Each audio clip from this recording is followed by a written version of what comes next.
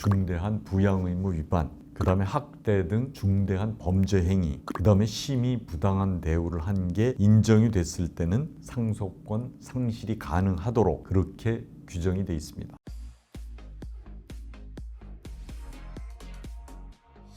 안녕하세요. 행복한 상속의 홍순기 변호사입니다. 이번 시간에는 지난 9월 28일에 국회를 통과한 그 구하라법, 거기에 대해서 좀 말씀을 드리겠습니다.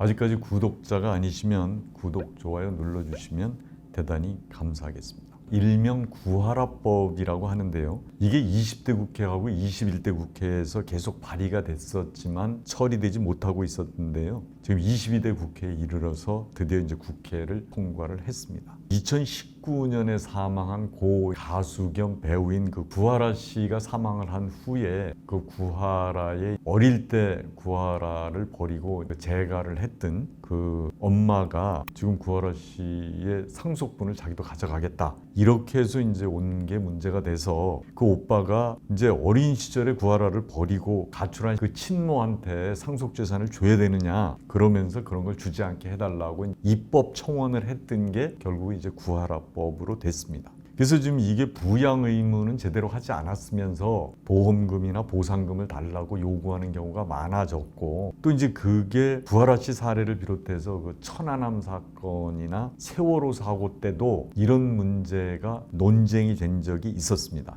그래서 그게 법률안이 만들어졌던 건데 이번에 통과가 된 겁니다. 이제 그러면은 그 구하라법의 주요 내용을 한번 좀 살펴보겠습니다. 이제 구하라법은 그 양육 의무를 저버린 부모는 상속권을 가지지 못하게 하는 게 가장 이제 중요한 내용입니다. 그런데 이제 거기에다가 이제 부양 의무를 저버린 부모도 해당이 되지만 또 하나는 피상속인 한테 잘못한 자녀 또 이제 뺄 수 있게 돼 있는 거죠. 여기도 이제 부양 의무를 중대하게 위반했거나 피상속인을 학대 등 중대한 범죄를 저질렀거나 또는 이제 그 심히 부당한 대우를 한 경우, 이런 경우에 이제 폐륜으로 상속인의 자격이 없다 이랬을 때는 법정 상속인의 상속권을 박탈하는 내용입니다. 세 가지입니다. 결국 중대한 부양 의무 위반, 그 다음에 학대 등 중대한 범죄 행위, 그 다음에 심히 부당한 대우를 한 게 인정이 됐을 때는 상속권 상실이 가능하도록 그렇게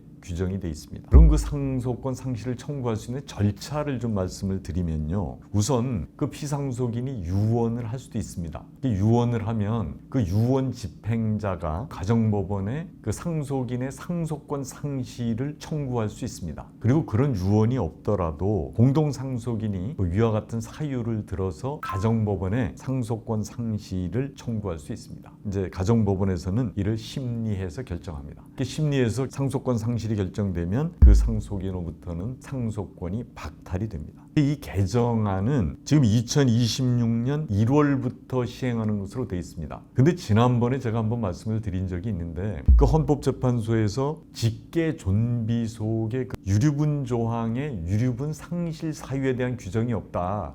그래서 이게 헌법 불합치 결정이 내린 적이 있습니다. 그래서 이거를 2025년 말까지 개정해라. 이렇게 이제 헌법재판소에서 한 게 있는데, 그래서 여기에 이제 이 법에서도 그 결정일이 올해 4월 25일인데요. 그때 이후에 상속이 개시된 경우에는 이 상속권 상실 조항을 소급해서 적용할 수 있도록 부칙을 만들었습니다. 그래서 이거는 금년 4월 25일 이후에 사망하신 그런 경우에는 이제 나중에 가정법원에 상속권 상실의 청구를 할 수 있도록 되어 있습니다. 이상 영상이 유익하셨다면 구독, 좋아요 부탁을 드리겠습니다. 그리고 다음 시간에는 이 증여도 있고 유증이 있을 때 그 유류분 반환의 순서하고 범위를 어떻게 할지 그 부분에 관해서 말씀을 드리겠습니다. 감사합니다.